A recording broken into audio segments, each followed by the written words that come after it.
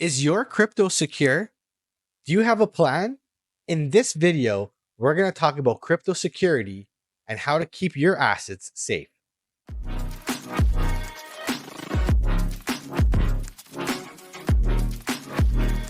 What's up, guys? It's Mike here, the Modern Canadian. And in this video, we're going to be talking about the most important thing when getting involved in crypto is crypto security and crypto storage.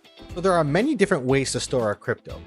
Now, I'm not here to tell you how to store your assets, but what I will do is I will go over some of the options available to you and also go over the risk involved in each one of them. And that way you can make a decision for yourself.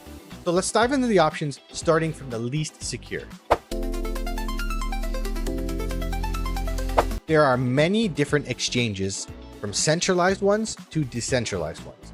This model would be the most familiar to people as it is very similar to a traditional bank. Crypto stored on exchanges are non-custodial, which means you do not have the private keys to your wallets. Similar to the bank, you deposit your funds and they promise that when you withdraw them, they will have your tokens. This is called counterparty risk. You have to trust that the exchange is being responsible with how they store your assets and they are not doing shady stuff with your money. FTX.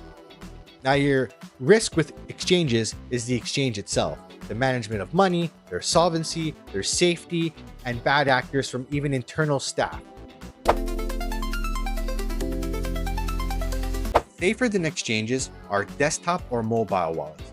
These wallets are custodial wallets where you own the private keys and have full control over your crypto. Owning the private keys is the best way to hold your crypto assets, but it comes with more responsibility on your part. Some options you may be familiar with are MetaMask, Phantom, or Exodus. On a desktop or mobile wallet, your private key is usually stored on the device itself. With this mode of private key storage, there are a couple risks that you should be aware of. For a desktop, your risk could be malware, viruses, hackers, having access to your personal information. Your hard drive could fail, which could lead you to lose your wallet.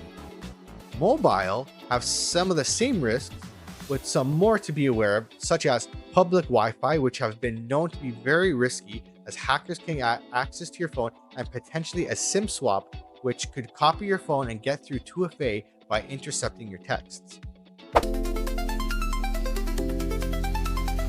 Next up, let's talk about paper wallets. Paper wallets are where the seed phrase is created offline, and exactly how it sounds, it is written or printed on a piece of paper. Now, being that there is no connection to the internet, this is usually a little bit more safe than all the other wallets, but the risk here is you and how you store it.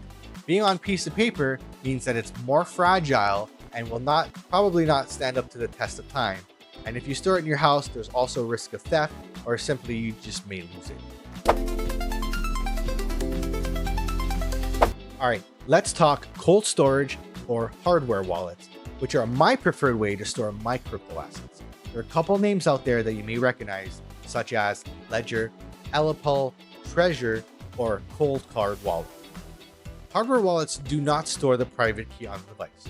Usually they are created with the device, but you are solely responsible for storing that key. Being cold storage means there is no connection to the internet, and the devices themselves are tamper-proof, which will delete the data if they are tampered with.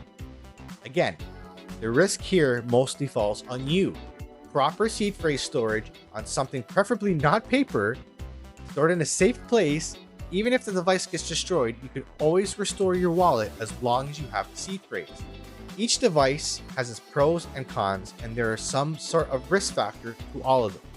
Fortunately, Ellipal has you covered with a variety of devices such as the Titan 2.0, the Titan Mini, and the new X-Card wallet, which are all air-gapped and don't touch the internet or need a connection back to your PC.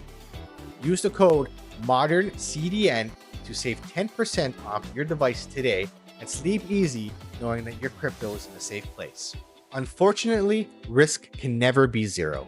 It's our responsibility to mitigate as much risk as we can, have a strategy, and store our wealth with no single point of failure.